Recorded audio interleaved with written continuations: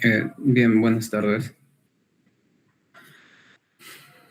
Bien, muy buenas tardes. Gracias por la presentación a la compañera que me antecedió. Y bueno, en esta oportunidad, bueno, voy a hablar sobre el tema de anatomía en la parte de morfología externa e interna, tanto de la médula como del cerebelo, ¿no? Ahora, ante ello, voy a presentar mi pantalla. Voy a compartir para poder avanzar ya. Y lo voy a hacer de la manera tal vez más breve para que lo más esencial nada más, porque en verdad el tema de médula es un tema un poquito eh, complejo.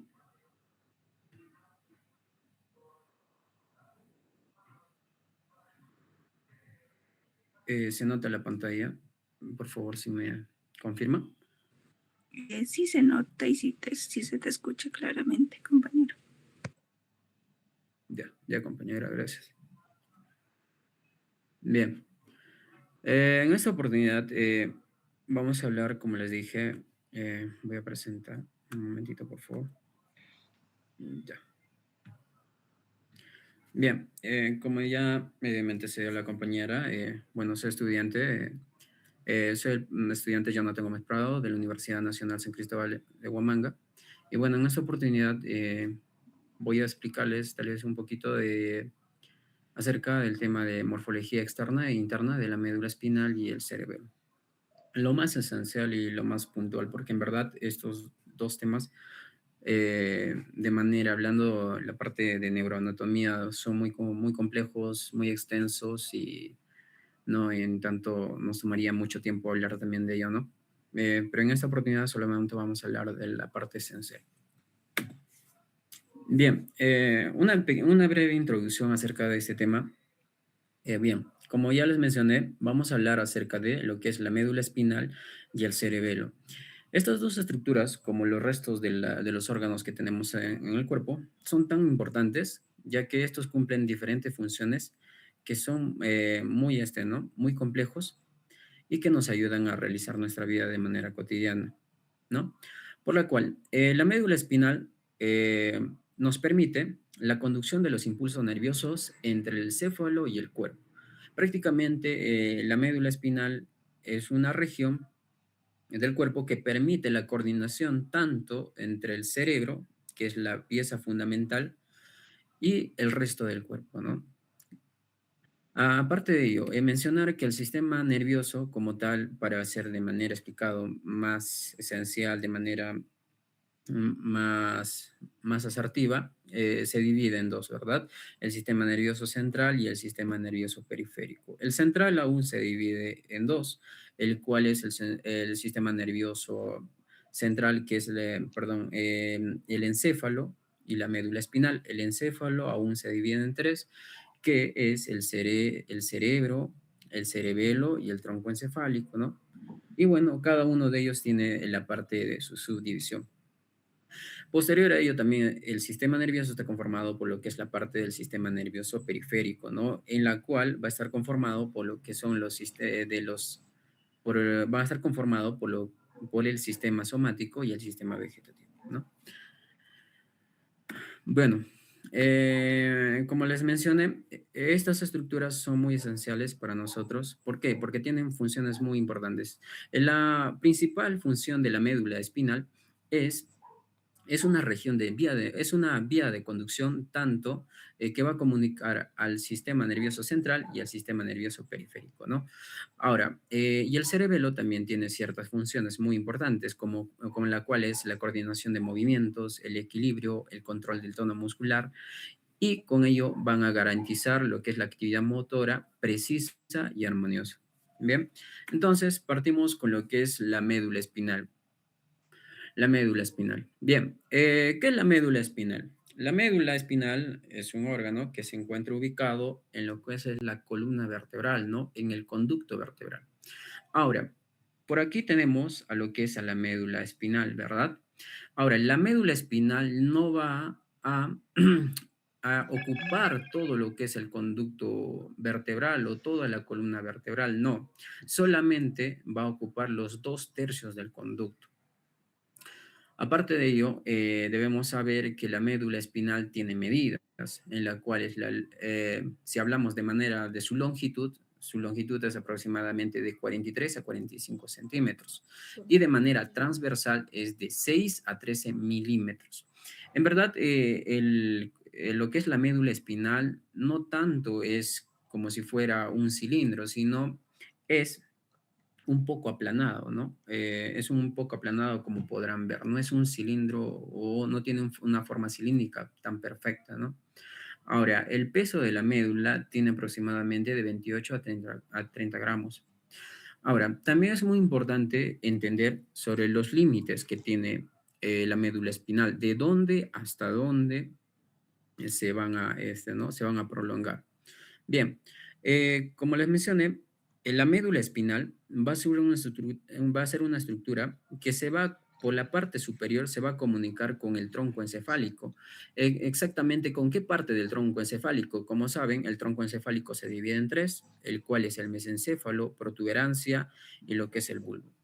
La médula espinal se va a comunicar con lo que es la parte más inferior del tronco encefálico, que es el bulbo, ¿verdad? Se va a comunicar con esto. Aproximadamente, ¿entre qué límite? En el límite aproximadamente del agujero, el agujero de Magno, ¿no? Y por la parte inferior, como ya les mencioné, la médula no va a habitar todo lo que es el conducto vertebral. Toda la columna vertebral no lo va a habitar, sino solamente los 2/3. ¿Aproximadamente hasta dónde? Bueno, en la literatura de Snell, ¿no? de neuroanatomía, menciona que llega hasta L2 y L3, ¿no? En ciertas literaturas también mencionan que llega hasta solamente L1, ¿no? Pero tienen ciertas variaciones. Ahora, en el límite inferior de la médula espinal va a terminar en lo cual es el cono medular, que es una prolongación, como dice su nombre, perdón, es una terminación en forma de cono, ¿no? Que desde ahí van a surgir ciertas estructuras que se le conoce como la caudaquina, perdón. Y bueno, hasta ahí, ¿no? Pero esto va a tener cierta variación. En el adulto, como les menciono, en la persona adulta, la longitud de la médula espinal va a llegar hasta aproximadamente L1 y L2, o puede llegar hasta L2 y L3, ¿no? Pero en los niños, ¿no? En los niños y en los recién nacidos, esto va a variar, porque en ellos la médula espinal es más grande. Menciona en la literatura que la médula espinal puede llegar hasta la altura de la vértebra L4 y L5, ¿no? Y bueno, eso sería su importancia. ¿Por qué esto es muy importante, ¿no? Conocer sobre el límite tanto superior e inferior de lo que es la médula espinal, porque en los procedimientos, como por ejemplo la punción lumbar, va a ser muy importante, va a ser muy importante, porque si nosotros hacemos una punción lumbar por encima de tal vez del L1, podemos causar una cierta lesión a la médula espinal, y es una lesión irreversible. Por ende, es muy esencial conocer de la parte anatómica de la médula espinal. Bien, ahora, la médula espinal, como ya les mencioné, es todo esto, ¿no? Pero, aparte de ello, de médula espinal, hay que también comprender otro término a la cual se le conoce como segmento medular. ¿Qué es el segmento medular? En palabras simples, el segmento medular es una parte de la médula, una parte de la médula espinal. ¿Pero qué parte en específico? La parte de la médula de donde emergen las raíces nerviosas, las raíces periféricas. A ese segmento de donde sale un par de nervio raquídeo, a eso se le conoce como segmento medular.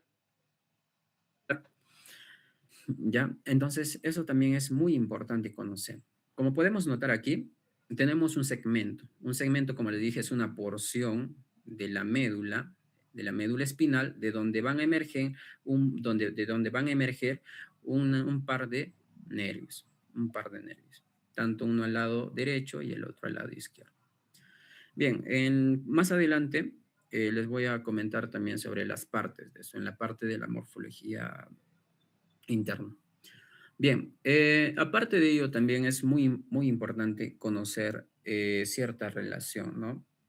Eh, el segmento o los segmentos medulares no están a la misma altura de lo que son las vértebras, ¿no? Por eso existe esta tabla, ¿no? Es esta tabla donde nos van a orientar en qué vértebra se encuentra el dicho segmento medular. Bien, para explicarles un poco. Por ejemplo, aquí tenemos a las vértebras, sobre todo relacionada con la apófisis espinosa, ¿no? Apófisis espinosa, que es una región posterior de las vértebras, ¿no? Y los segmentos medulares. Esta relación es muy importante, ¿no?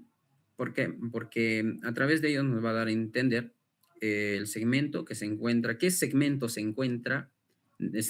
medular se encuentra en qué vértebra, ¿no? Entonces, si hablamos de la parte cervical, como sabemos, tenemos división de la médula espinal en lo que son cinco: cervical, torácico, lumbar, este, coxigio y sacro, ¿verdad? Entonces, en el cervical vamos a sumarle uno. Por ejemplo, si hablamos del torácico superior, perdón, en los cervicales vamos a sumarle uno a lo que es a la región de la vértebra. Por ejemplo, si digamos, nosotros queremos saber dónde está el segmento o el segmento medular primero o el uno, tenemos que sumarle 2. Entonces, si le sumamos, perdón, tenemos que sumarle uno. Si le sumamos uno, eso nos va a dar el lugar donde está el segmento medular. Por ejemplo, como les menciono, si hablamos del segmento, perdón, en la vértebra uno, digamos, ¿no? Para encontrar qué segmento se encuentra en la vértebra uno, tenemos que sumarle uno. Entonces, en la vértebra uno estaría el segmento 2, ¿no? Y entonces tendrían que seguir toda esta tabla, ¿no? Donde en la torácica superior del T1 al T6 le vamos a sumar 2, en la torácica inferior de T7 a T9 para encontrar el segmento medular le vamos a sumar 3 y así sucesivamente lo que está mencionado en esta tabla, ¿no? Esto en verdad es más que nada para determinar lesiones, ¿no? Lesiones a nivel de la columna. Bien, como les había mencionado, eh, de los segmentos medulares, como aquí les mencioné, van a surgir lo que son los nervios raquídeos. Nervios raquídeos. ¿Cuántos nervios raquídeos tenemos? Tenemos en total 31 pares: 8 cervicales, 12 torácicas, 5 lumbares y un coxillo, ¿verdad? Entonces, de la médula espinal van a surgir estos nervios raquídeos, que son en total 31. 8 cervicales, 12 torácicos, 5 lumbares y un coxillo. Ahora, algo que mencionar acerca de estos nervios raquídeos es que aquí tenemos a lo que es el nervio raquídeo, al primer nervio raquídeo, ¿no? Al C1, cervical 1. Entonces, este cervical van a ser por encima de su vértebra. Digamos, aquí tenemos la vértebra 1 y este nervio raquídeo va a surgir por encima, ¿no? Entonces, de manera sucesiva igual. Aquí tenemos la vértebra 2 y por arriba van a ser el nervio cervical 2. Tenemos así, digamos, la vértebra 3 y por arriba, ¿no? Y así sucesivamente. Pero donde va a cambiar va a ser en lo que es en la parte torácica, ¿verdad? En la parte torácica. Como se habrán dado cuenta, aquí en la parte superior, los nervios emergen o nacen por encima de su vértebra, pero a partir de la torácica, estos nervios ya no van a emerger por encima, sino van a emerger por la parte inferior. ¿Desde qué vértebra? Desde la vértebra T1, ¿verdad?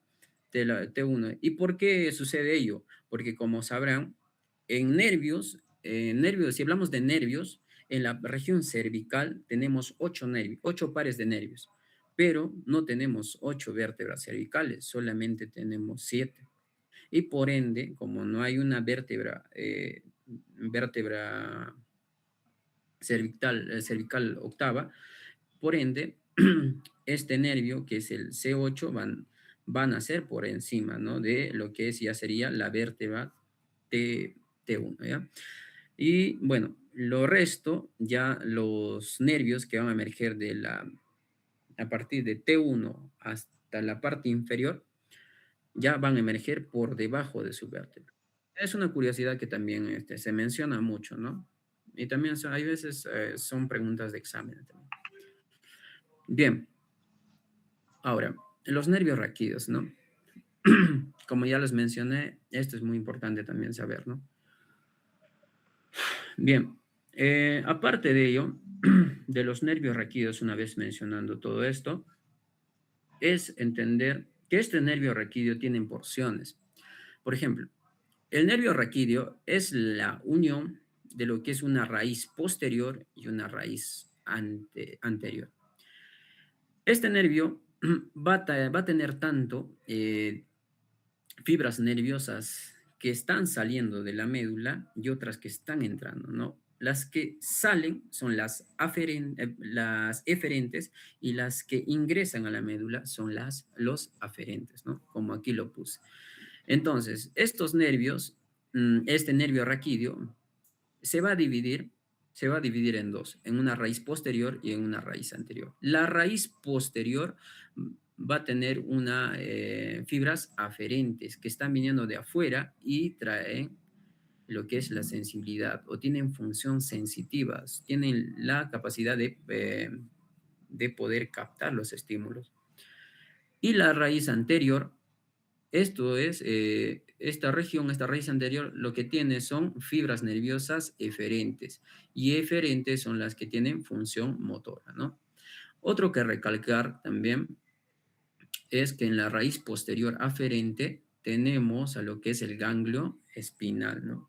Al ganglio espinal, que en esa región se encuentra conformado por un cúmulo de neuronas. ¿Ya? Es también importante, ¿no? Y bueno, una manera de cómo poder recordarlo es con la mnemotecnia POSE de Moore, ¿no? Posterior, la raíz posterior conduce la parte sensitiva y amor, la raíz anterior conduce contiene las raíces motoras, ¿no? Bien, sería, ¿no? Ahora, esto es muy esencial que conozcan, ¿no? Y bien, como ya les mencioné en antes, la médula espinal no abarca todo lo que es el conducto vertebral, solamente los 2/3 del conducto vertebral, ¿no? Pero, ¿hasta qué región más o menos abarca? Más o menos hasta acá, como ya les dije, hasta L2, L1 y L2, ¿no? Hasta L2 y L3 también, ¿no? Ahora, posterior a esto, vamos a tener un pliegue que va a seguir por lo que es el restante. A partir de L1 y L2, la médula espinal va a enviar fibras, va a enviar raíces. ¿De qué región? De la región sacra y coxígea, ¿ya? Sacra y coxígea. Que de esto van a enviar para que inerven sobre todo el miembro inferior, ¿ya? Ahora, en esta región, la médula espinal, la médula espinal ¿no? A partir de esta región que se le conoce cono medular, va a enviar una prolongación que se le conoce como el filum terminal, que no es otra cosa que es un segmento de lo que es la pía madre, ¿no? Que se va a unir en la parte sacra, en los huesos sacros, ¿no? Otro también que es mencionar es sobre el saco dural. El saco dural es una región en donde está contenido lo que es el filum terminal más la cola de caballo o caudaquina. A los nervios que van a nacer a partir de lo que es el cono medular para abajo, a ese ramillete de nervios que van a originarse del cono medular, a eso se le conoce como eh, la cola de caballo o caudaquina, ¿no? Que son nervios que van a ir a los miembros inferiores, ¿no? Entonces, en el saco dural no es otra cosa que una parte de la meninge.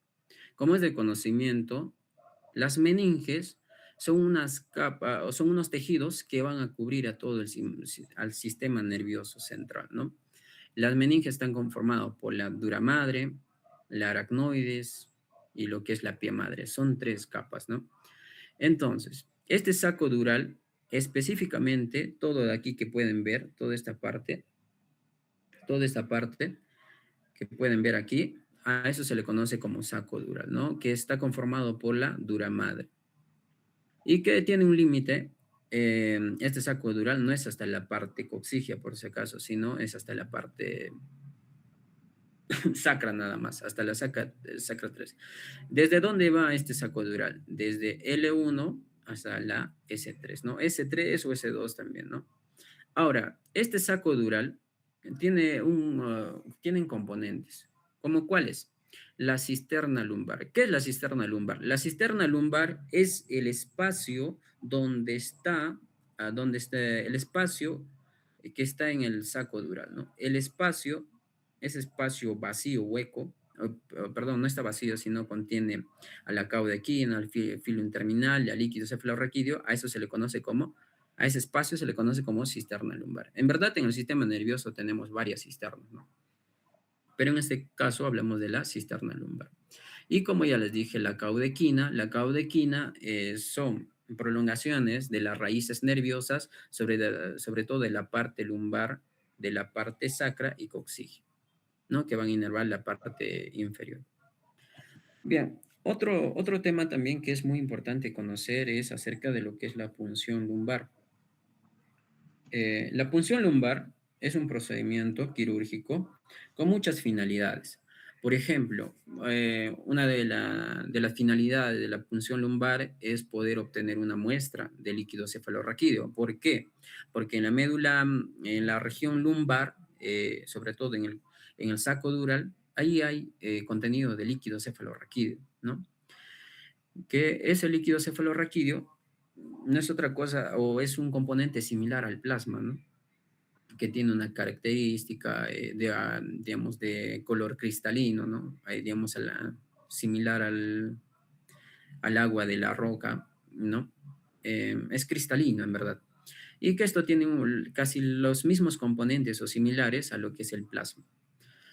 Ahora, como les dije, la punción lumbar va a servir para diferentes intervenciones, ¿no? Ya puede ser para un procedimiento terapéutico, para un procedimiento de diagnóstico, entre otros, ¿no? Por ejemplo, si quisiéramos tomar la muestra del líquido cefalorraquídeo en un proceso de meningitis, se tendría que hacer una punción lumbar, ¿no? Y todo lo que les estoy explicando, hasta dónde llega lo que es la médula espinal, es muy importante saber, porque a través de ello nos va a enseñar a evitar lo que son las negligencias médicas. Por ende, es muy esencial conocer esto, ¿no? Eh, Mediante la punción lumbar, como ya les dije, se puede hacer procedimientos o también se puede administrar medicamentos, entre otros, ¿no? Ahora, para poder realizar la punción lumbar se hace en la parte media, ¿no? De la columna vertebral, ¿no? Aproximadamente entre L3 y L4. Y en los niños se hace la punción entre L4 y L5. En la región media, ¿no? No se hace en los músculos, por si acaso, sino en la región media. Y también eh, es necesario saber, cuando se realiza la punción lumbar, qué capas se van a perforar para llegar hasta lo que es el saco dural, para poder sacar lo que es el líquido cefalorraquídeo. Entonces, en esta imagen, como podrán notar, al momento de hacer la punción lumbar, no se van a perforar músculos, sino se va a ir por la parte media, justo por la región interespinosa, ¿no? Acá tenemos a la apófisis espinosa, ¿no? Y para poder llegar a, a lo que es el saco dural, tenemos que atravesar ciertas capas. La primera va a ser la piel, como podrán ver aquí. La primera es la parte de la piel. Luego de eso es el tejido celular subcutáneo. Posterior a ello, vamos a perforar un ligamento que está entre las apófisis espinosas, ¿no? El ligamento interespinoso, ¿no? Esta de acá. Perdón, el ligamento supraespinoso primero, en la que está la parte más exterior, luego el ligamento que se encuentra entre las apófisis espinosas, lo que es el ligamento interespinoso. Luego tenemos al ligamento amarillo, o llamado también ligamento flava, ¿no? Que es otro ligamento también que está en la parte más interior. Y luego de eso vamos a entrar a lo que es a la dura madre, ¿no? ¿Sí? Primero vamos a perforar el espacio epidural, luego a la dura madre y luego ya entramos a lo que es a la cisterna lumbar, ¿no? Donde está el contenido del líquido cefalorraquídeo. Entonces, de manera sintetizada, la primera capa que se va a perforar, o la secuencia correcta de las capas que se perforan en la punción lumbar es primero la piel, luego el tejido celular subcutáneo, luego el ligamento supraespinoso, luego el ligamento interespinoso, luego viene el ligamento amarillo, luego viene, que vamos a perforar, es el espacio epidural, que es un espacio nada más, que está fuera del dura madre, luego la dura madre, y luego entramos a lo que es el espacio subaracnoideo, donde se encuentra lo que es el líquido cefalorraquídeo. ¿Ya? Bueno, también es, ¿no? Es pregunta a veces de examen, ¿no? Las capas que se perforan en el momento de una punción lumbar. Bien, una vez terminando lo que es la parte de la morfología externa, pasamos a la morfología interna. Lo vamos a hacer vamos a correr un poco rápido para poder, ¿no? Avanzar. Bien, en la morfología interna, ya que hemos descrito toda la parte de la morfología externa, ahora vamos a hablar de la parte interna. En la parte interna vamos a tener, si hacemos un corte transversal en la médula espinal va a tener esta forma, ¿no? En la cual la médula espinal en la parte central va a estar conformado por una sustancia gris, y en la parte periférica o en la parte que bordea la sustancia gris, esta parte de aquí es la sustancia blanca. Perdón, se me fue acá. Disculpen. Perdón, perdón.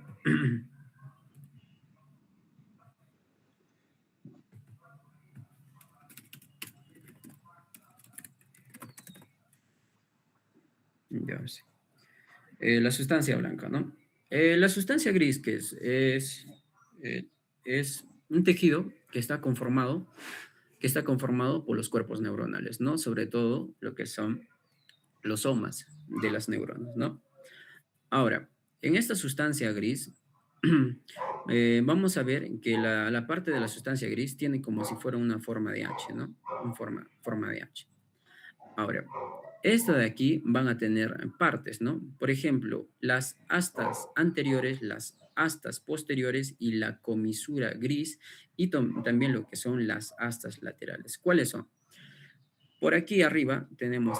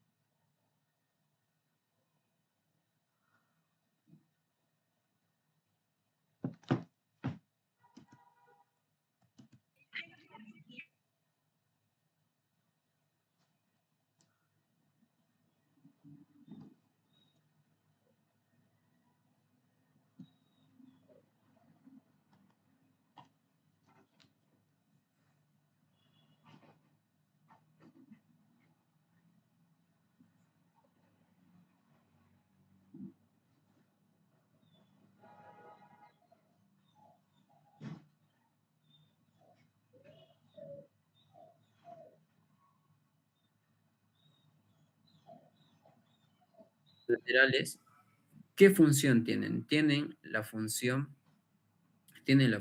simpática. Están relacionados con el sistema simpático. ¿Ya? Entonces, el sistema simpático. Por ende, por ende, por ende, al sistema simpático también cuando hablamos de sistema simpático, también se le conoce como el sistema toracolumbar, porque ahí es donde se encuentran estas astas laterales, ¿no? Ahora, si hablamos bien de la manera de mencionarlo de manera tal vez funcional o farmacológica, al sistema simpático también, aparte de llamarlo toracolumbar, también se le podría llamar adrenérgico, ¿no? Porque sobre todo estas regiones de los cuerpos neuronales tienen una interacción con la sustancia de los neurotransmisores, ¿no? Adrenérgicos, en la cual la más importante es el- la noradrenalina, ¿no? Bien, eso es en cuanto a la sustancia gris. Vuelvo a repetir, la sustancia gris está conformada por las astas posteriores, astas anteriores, la comisura gris, que es la parte de unión, la parte media, y lo que es las astas laterales, que tienen función simpática y que no están en toda la columna vertebral, sino solamente en la región torácica y lumbar. Jonathan, disculpa que te interrumpa, no estás presentando la pantalla.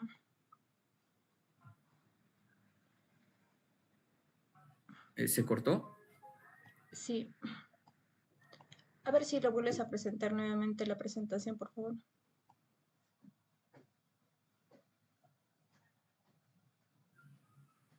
¿Desde qué momento se paró? Yo hablando ahí.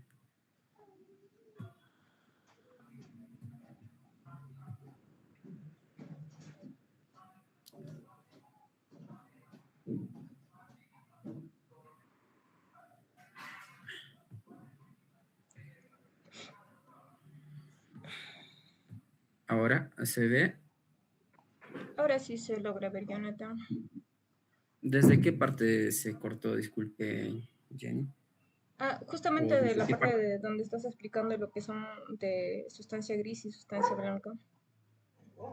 Ah, ya de aquí, ¿no? Sí, de ahí, ¿no? ¿Verdad? Sí. Ya, gracias, Jenny. Ya, entonces, lo vuelvo a explicar nuevamente, rápido. En la morfología interna de la columna vertebral hablamos de la sustancia gris y de la sustancia blanca. La sustancia gris es la parte media que tiene en forma de H, en la cual van a tener partes. La asta posterior y la asta anterior.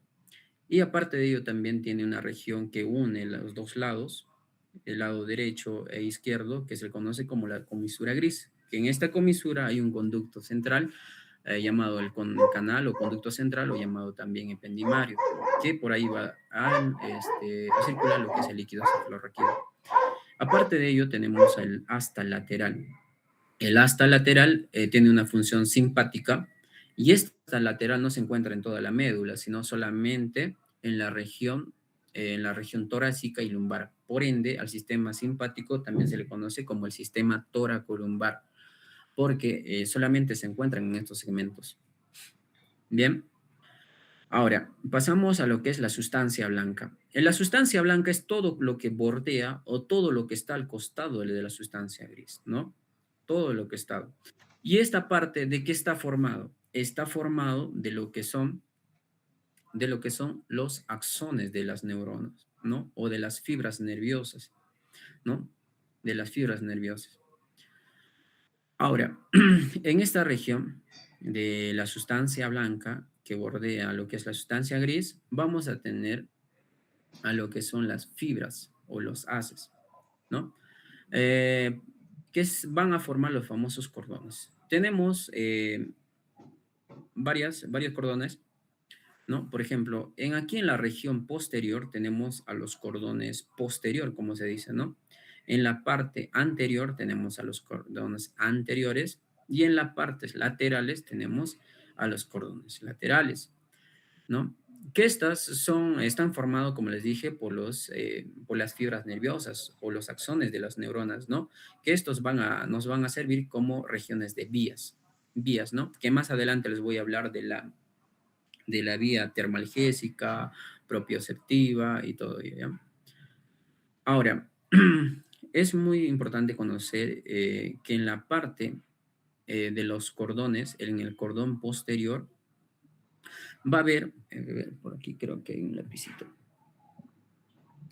Sí, ya. En el cordón posterior, que es esta de acá, todo de acá, ¿no? Es esta de acá. Esta de acá, este cordón posterior, se van a dividir en dos, ¿no? Se van a dividir en dos, ¿ya? Se van a dividir en dos. Y la que está en la parte media, ese cordón se le va a conocer como el cordón posterior, que va a formar lo que es el fascículo gracilis, o llamado también el fascículo de Gold. Y en la parte posterior, por aquí, vamos a tener en el cordón posterior, vamos a tener a lo que es el fascículo cuneiforme, que va a formar el fascículo cuneiforme, o llamado también de Burdach, ¿ya? Que esto va a ser importante para las vías que les voy a explicar más adelante, ¿ya? Entonces, y aparte de ello también, de los cordones laterales que tenemos por aquí, tenemos a la comisura blanca, ¿no? A la comisura blanca que está por delante de la comisura gris, ¿ya? Entonces, conocer esta parte va a ser muy esencial. ¿Por qué? Porque a través de ello va a ser muy importante conocer todo ello para poder conocer las diferentes vías, ¿no? Las vías sensitivas y lo que son las vías motoras, ¿ya? Que vamos a utilizar en especial las partes de los cordones, ¿no? Los cordones anteriores, laterales, posteriores. Bien, otro que debemos conocer ya para avanzar más rápido es la sistematización, ¿no? Sistematización de la sustancia gris y de la sustancia blanca. Cuando hablamos de sistematización, hablamos la agrupación o de cómo está agrupado lo que es la sustancia gris, perdón, de las sustancias, ¿no? En el caso de la sustancia gris, de cómo se encuentra agrupado. Bien, si nosotros a lo que es la sustancia gris lo dividimos de la parte media que estoy dibujando por aquí, como ya les había mencionado, la parte posterior tiene una función sensitiva, mientras la parte anterior tiene una función motora, ¿ya? Tiene una función motora, eso no se olviden, ¿ya? Ahora, pero también se ha mostrado que la parte de las astas, perdón, de la comisura de la parte media, se ha demostrado que tienen una función visceral, ¿ya? Visceral. Entonces, aquí tenemos la parte de visceral, perdón, tenemos una función visceral.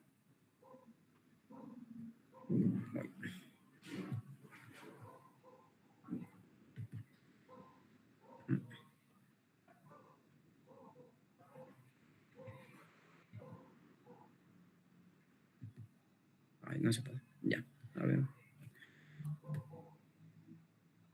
Ya, de nuevo. A ver.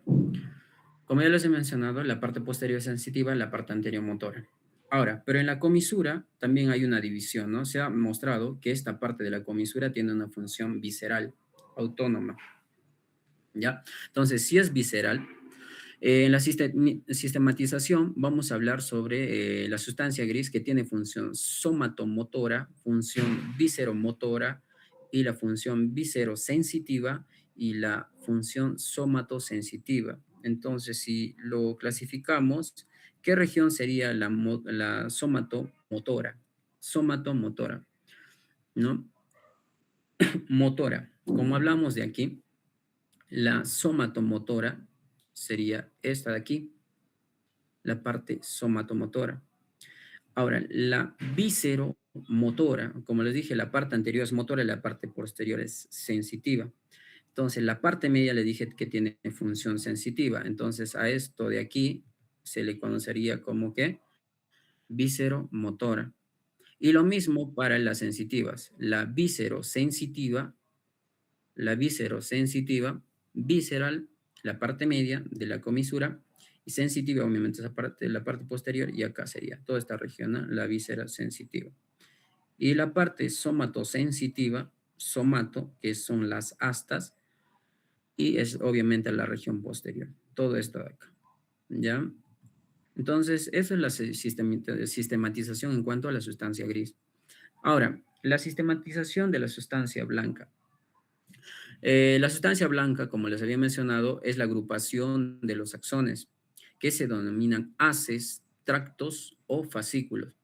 De acuerdo a su dirección, vamos a tener unos haces o tractos o fascículos que van a subir desde la médula hacia la parte de la corteza y otros que van a bajar, ¿no? Que van a bajar de la corteza hacia la médula.